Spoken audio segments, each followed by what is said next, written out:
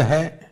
अभी कुछ दिन पहले जब मैं प्रयागराज गया था तो हेलीकॉप्टर से पूरा कुंभ क्षेत्र देखकर दिल प्रसन्न हो गया था। इतना विशाल, इतना सुंदर, इतनी भव्यता। साथियों, महाकुंभ की विशेषता केवल इसकी विशालता में ही नहीं है, कुंभ की विशेषता इसकी विविधता में भी है। इस आयोजन में करोड़ों लोग एक साथ एकत्रित होते हैं।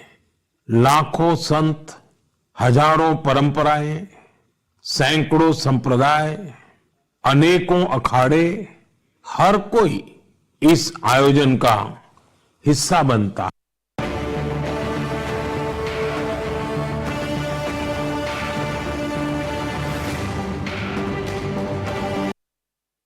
अनेकता में एकता का ऐसा दृश्य विश्व में कहीं और देखने को नहीं मिलेगा। इसलिए हमारा कुंभ एकता का महाकुंभ भी होता है। इस बार का महाकुंभ भी एकता के महाकुंभ के मंत्र को सशक्त करेगा। मैं आप सबसे कहूंगा, जब हम कुंभ में शामिल हो तो एकता के इस संकल्प को अपने साथ लेकर वापस आए। हम समाज में विभाजन और विद्वेष के भाव को नष्ट करने का संकल्प भी लें। अगर कम शब्दों में मुझे कहना है तो मैं कहूंगा, महाकुंभ का संदेश, एक हो पूरा देश। महाकुंभ का संदेश, एक हो पूरा देश। और अगर दूसरे तरीके से कहना है तो मैं कहूंगा, गंगा की अविरल धारा, न बटे समाज हमारा। गंगा की अविरल धारा, न बटे समाज हमारा। साथियों, इस बार प्रयागराज में देश और दुनिया के श्रद्धालु डिजिटल महाकुंभ के भी साक्षी बनेंगे। डिजिटल नेविगेशन की मदद से आपको अलग अलग घाट, मंदिर, साधुओं के अखाड़ों तक पहुंचने का रास्ता मिलेगा। यही नेविगेशन सिस्टम आपको पार्किंग तक पहुंचने में भी मदद करेगा। पहली बार कुंभ आयोजन में एआई चैटबॉट का प्रयोग होगा। एआई चैटबॉट के माध्यम से 11 भारतीय भाषाओं में कुंभ से जुड़ी हर तरह की जानकारी हासिल की जा सकेगी। इस चैटबॉट से कोई भी टेक्स्ट टाइप करके या बोलकर किसी भी तरह की मदद मांग सकता है। पूरा मेला क्षेत्र को एआई पावर्ड कैमरा से कवर किया जा रहा है। कुंभ में अगर कोई अपने परिचित से बिछड़ जाएगा तो इन कैमरों से उन्हें खोजने में भी मदद मिलेगी। श्रद्धालुओं को digital lost and found centre की सुविधा भी मिलेगी। श्रद्धालुओं को मोबाइल पर गवर्नमेंट अप्रूव टूर पैकेज, ठहरने की जगह और होम स्टे के बारे में भी जानकारी दी जाएगी। आप भी महाकुंभ में जाएं तो इन सुविधाओं का लाभ अवश्य उठाएं। और हाँ, #एकता का महाकुंभ के साथ अपनी सेल्फी जरूर अपलोड करिएगा। साथियों, मन की बात यानी MKB में अब बात KTB की। जो बड़े बुजुर्ग हैं उनमें से बहुत से लोगों को KTB के बारे में पता नहीं होगा, लेकिन जरा बच्चों से पूछिए। KTB उनके बीच बहुत ही सुपरहिट है। KTB यानी क्रश, त्रुश और बाल्टी बॉय। आपको शायद पता होगा, बच्चों की पसंदीदा एनिमेशन सीरीज, और उसका नाम है KTB भारत है हम। और अब इसका दूसरा सीजन भी आ गया है।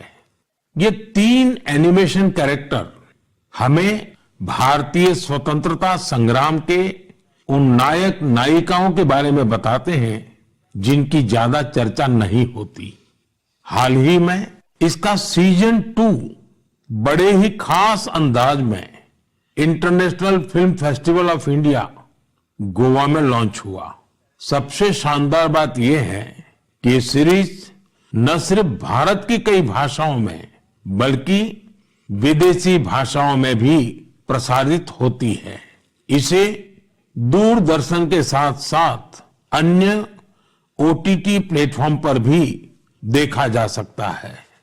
साथियों, हमारी एनिमेशन फिल्मों की, रेगुलर फिल्मों की, टीवी सीरियल्स की पॉपुलैरिटी दिखाती है कि भारत की क्रिएटिव इंडस्ट्री में कितनी क्षमता है।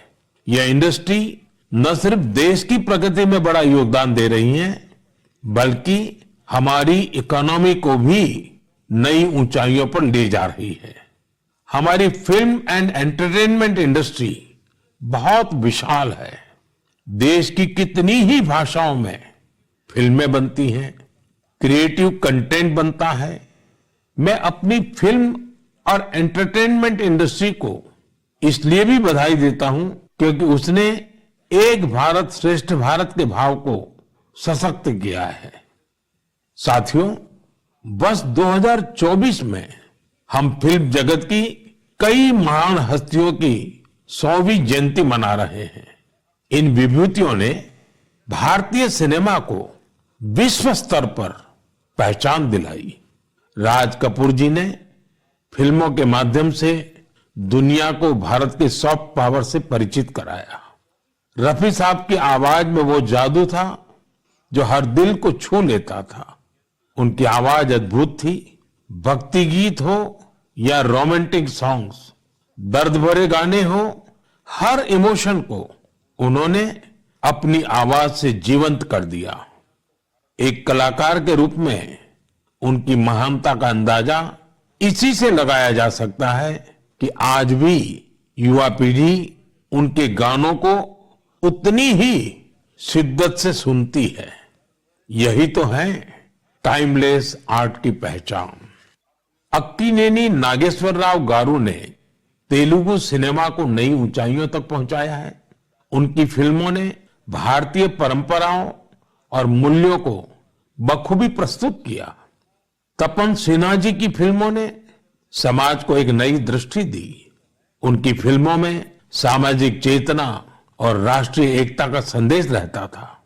हमारी पूरी फिल्म इंडस्ट्री के लिए इन हस्तियों का जीवन प्रेरणा जैसा है। साथियों, मैं आपको एक और खुशखबरी देना चाहता हूं। भारत की क्रिएटिव टैलेंट को दुनिया के सामने रखने का एक बहुत बड़ा अवसर आ रहा है। अगले साल हमारे देश में पहली बार world audio visual entertainment summit यानी वेव्स समिट का आयोजन होने वाला है।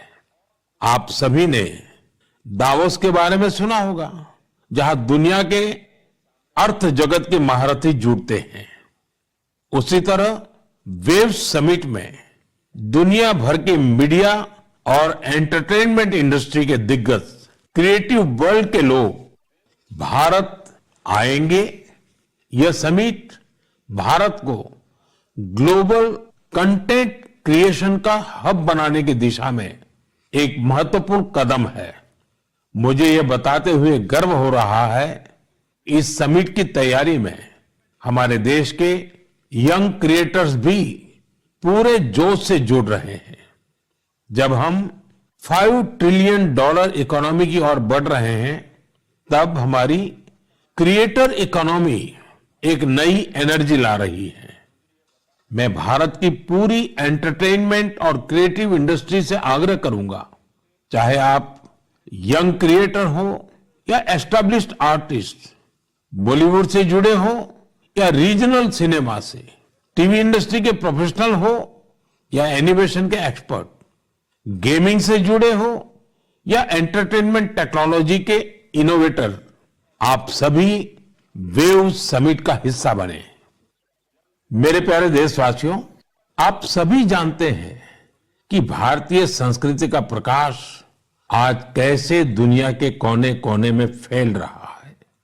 आज मैं आपको 3 महाद्वीपों से ऐसे प्रयासों के बारे में बताऊंगा जो हमारी सांस्कृतिक विरासत के वैश्विक विस्तार की गवाह है।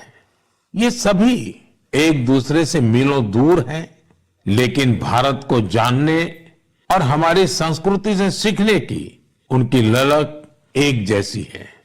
साथियों, पेंटिंग्स का संसार जितना रंगों से भरा होता है उतना ही खूबसूरत होता है।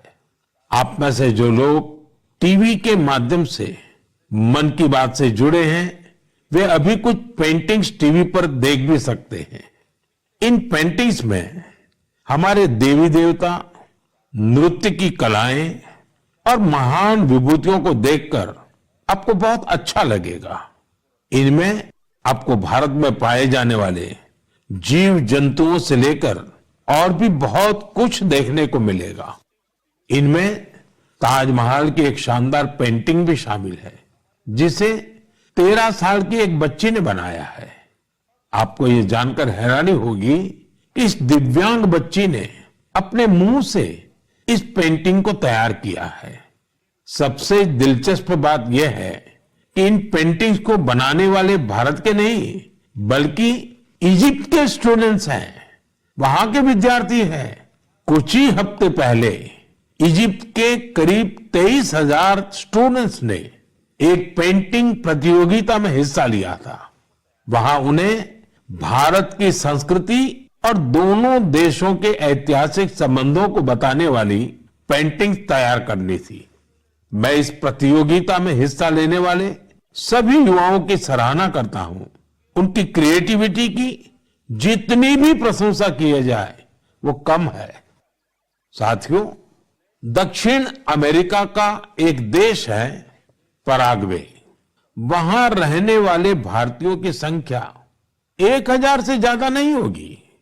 पराग्वे में एक अद्भुत प्रयास हो रहा है। वहां भारतीय दूतावास में Erica Huber free Ayurveda consultation देती है। आयुर्वेद की सलाह लेने के लिए आज उनके पास स्थानीय लोग भी बड़ी संख्या में पहुंच रहे हैं। एरिका ह्यूबर ने भले ही इंजीनियरिंग की पढ़ाई की हो, लेकिन उनका मन तो आयुर्वेद में ही बसता है। उन्होंने आयुर्वेद से जुड़े कोर्सेज किए थे और समय के साथ वे इसमें पारंगत होती चली गई। साथियों, ये हमारे लिए बहुत गर्व की बात है कि दुनिया की सबसे प्राचीन भाषा तमिल है और हर हिंदुस्तानी को इसका गर्व है। दुनिया भर के देशों में इसे सीखने वालों की संख्या लगातार बढ़ रही है। पिछले महीने के आखिर में फिजी में भारत सरकार के सहयोग से तमिल टीचिंग प्रोग्राम शुरू हुआ। बीते 80 वर्षों में यह पहला अवसर है जब फिजी में तमिल के ट्रेन टीचर्स इस भाषा को सिखा रहे हैं। मुझे ये जानकर अच्छा लगा कि आज फिजी के स्टूडेंट्स तमिल भाषा और संस्कृति को सीखने में काफी दिलचस्पी ले रहे हैं।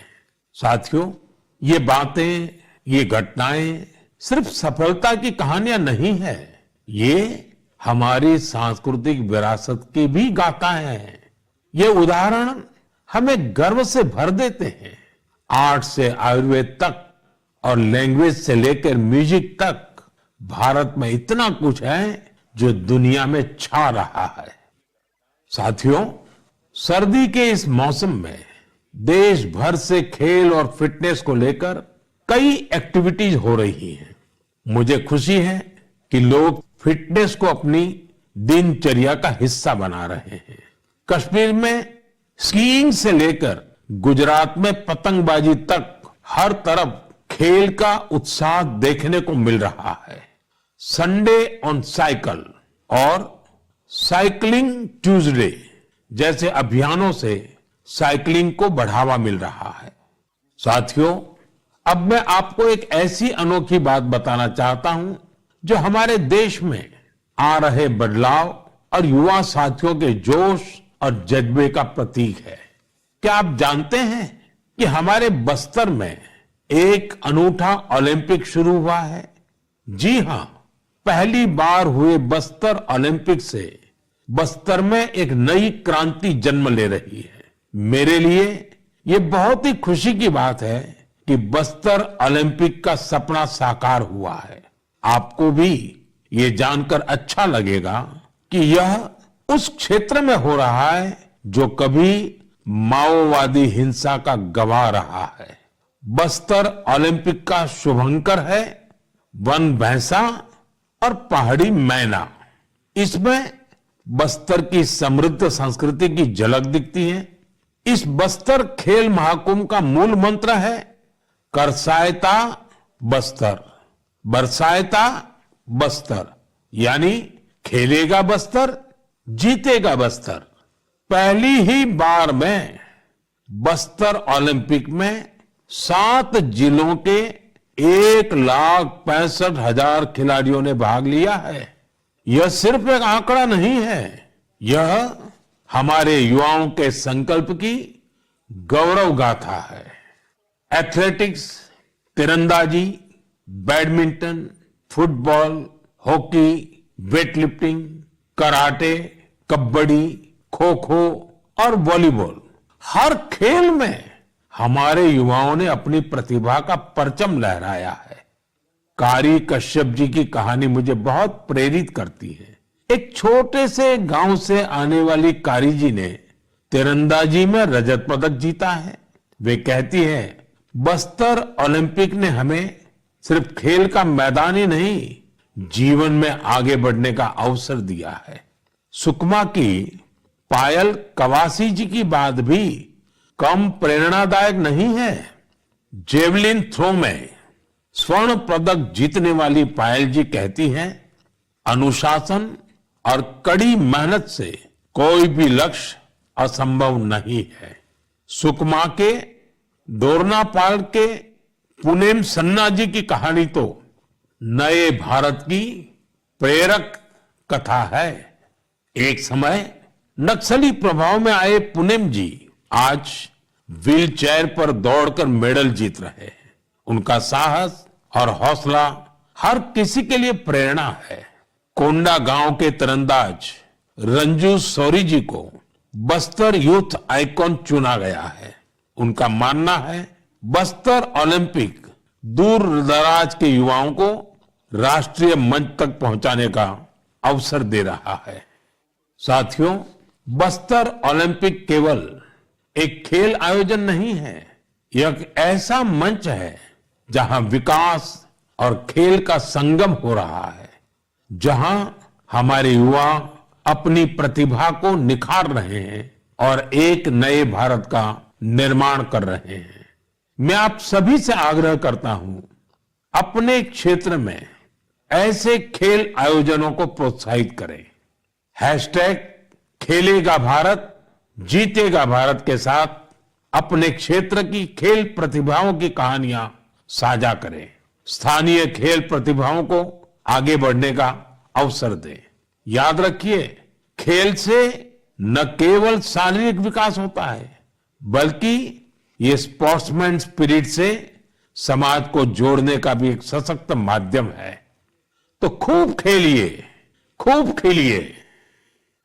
मेरे प्यारे देशवासियों, भारत की 2 बड़ी उपलब्धियां आज विश्व का ध्यान आकर्षित कर रही हैं। इन्हें सुनकर आपको भी गर्व महसूस होगा। ये दोनों सफलताएं स्वास्थ्य के क्षेत्र में मिली हैं। पहली उपलब्धि मिली है मलेरिया से लड़ाई में। मलेरिया की बीमारी 4000 वर्षों से मानवता के लिए एक बड़ी चुनौती रही है। आजादी के समय भी यह हमारी सबसे बड़ी स्वास्थ्य चुनौतियों में से एक थी। 1 महीने से लेकर 5 साल तक के बच्चों की जान लेने वाली सभी संक्रामक बीमारियों में मलेरिया का तीसरा स्थान है। आज मैं संतोष से कह सकता हूं कि देशवासियों ने मिलकर इस चुनौती का दृढ़ता से मुकाबला किया है। विश्व स्वास्थ्य संगठन WHO की रिपोर्ट कहती है, भारत में 2015 से 2023 के बीच मलेरिया के मामलों और इससे होने वाली मौतों में 80% की कमी आई है। यह कोई छोटी उपलब्धि नहीं है। सबसे सुखद बात यह है, यह सफलता जन जन की भागीदारी से मिली है। भारत के कोने कोने से, हर जिले से हर कोई इस अभियान का हिस्सा बना है। असम में जोरहाट के चाय बागानों में मलेरिया 4 साल पहले तक लोगों की चिंता की एक बड़ी वजह बना हुआ था, लेकिन जब इसके उन्मूलन के लिए चाय बागान में रहने वाले एकजुट हुए तो इसमें काफी हद तक सफलता मिलने लगी। अपने इस प्रयास में उन्होंने टेक्नोलॉजी के साथ साथ सोशल मीडिया का भी भरपूर इस्तेमाल किया है। इसी तरह हरियाणा के कुरुक्षेत्र जिले ने मलेरिया पर नियंत्रण के लिए बड़ा अच्छा मॉडल पेश किया। यहां मलेरिया की मॉनिटरिंग के लिए जन भागीदारी काफी सफल रही है। नुक्कड़ नाटक और रेडियो के जरिए ऐसे संदेशों पर जोर दिया गया जिससे मच्छरों की ब्रीडिंग कम करने में काफी मदद मिली है। देश भर में ऐसे प्रयासों से ही हम मलेरिया के खिलाफ जंग को और तेजी से आगे बढ़ा पाए हैं। साथियों, अपनी जागरूकता और संकल्प शक्ति से हम क्या कुछ हासिल कर सकते हैं, इसका दूसरा उदाहरण है कैंसर से लड़ाई। दुनिया के मशहूर मेडिकल जर्नल लैंसेट की स्टडी वाकई बहुत उम्मीद बढ़ाने वाली है। इस जर्नल के मुताबिक अब भारत में समय पर कैंसर का इलाज शुरू होने की संभावना काफी बढ़ गई है। समय पर इलाज का मतलब है कैंसर मरीज का ट्रीटमेंट 30 दिनों के भीतर ही शुरू हो जाना, और इसमें बड़ी भूमिका निभाई है आयुष्मान भारत योजना ने। इस योजना की वजह से कैंसर के 90% मरीज समय पर अपना इलाज शुरू करा पाए हैं। ऐसा इसलिए हुआ है क्योंकि पहले पैसे के अभाव में गरीब मरीज कैंसर की जांच में, उसके इलाज से कतराते थे। अब आयुष्मान भारत योजना उनके लिए बड़ा संबल बनी है। अब वो आगे बढ़कर अपना इलाज कराने के लिए आ रहे हैं। आयुष्मान भारत योजना ने कैंसर के इलाज में आने वाली पैसों की परेशानी को काफी हद तक कम किया है। अच्छा ये भी है कि आज समय पर कैंसर के इलाज को लेकर लोग पहले से कहीं अधिक जागरूक हुए हैं। यह उपलब्धि जितनी हमारे हेल्थ केयर सिस्टम की है, डॉक्टरों, नर्सों और टेक्निकल स्टाफ की है, उतनी ही आप सभी मेरे नागरिक भाई बहनों की भी है। सबके प्रयास से कैंसर को हराने का संकल्प और मजबूत हुआ है। इस सफलता का क्रेडिट उन सभी को जाता है जिन्होंने जागरूकता फैलाने में अपना अहम योगदान दिया है। कैंसर से मुकाबले के लिए एक ही मंत्र है, अवेयरनेस, एक्शन और एश्योरेंस। अवेयरनेस यानी कैंसर और इसके लक्षणों के प्रति जागरूकता, एक्शन यानी समय पर जांच और इलाज, एश्योरेंस यानी मरीजों के लिए हर मदद उपलब्ध होने का विश्वास। आइए हम सब मिलकर कैंसर के खिलाफ इस लड़ाई को तेजी से आगे ले जाएं और ज्यादा से ज्यादा मरीजों की मदद करें। मेरे प्यारे देशवासियों, आज मैं आपको उड़ीसा के कालाहांडी के एक ऐसे प्रयास की बात बताना चाहता हूं जो कम पानी और कम संसाधनों के बावजूद सफलता की नई गाथा लिख रहा है। यह है कालाहांडी की सब्जी क्रांति।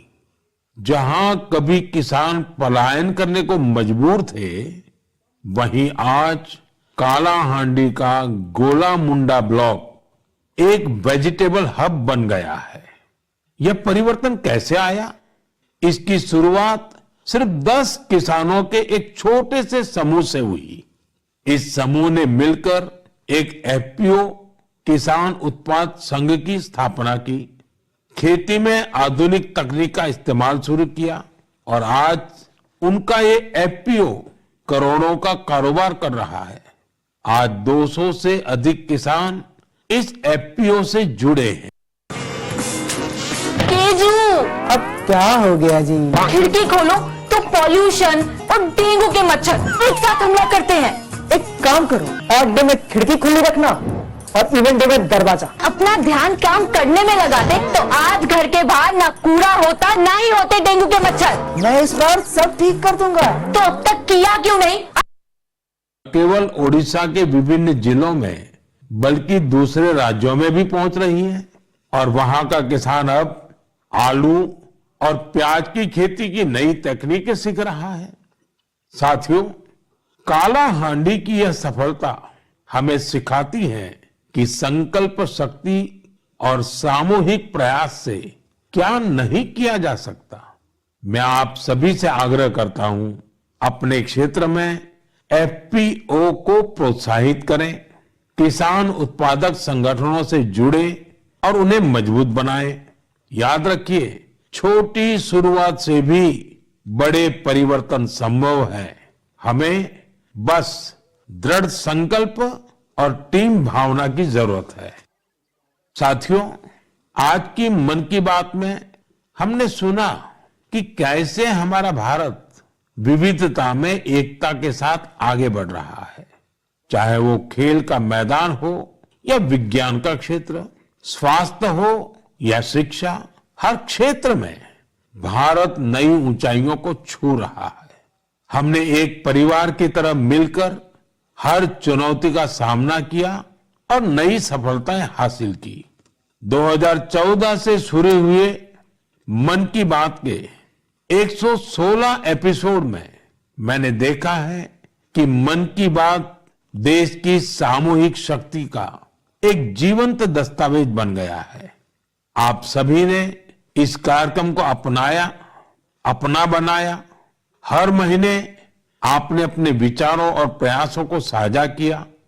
कभी किसी यंग इनोवेटर के आइडिया ने प्रभावित किया तो कभी किसी बेटी की अचीवमेंट ने गौरवान्वित किया। यह आप सभी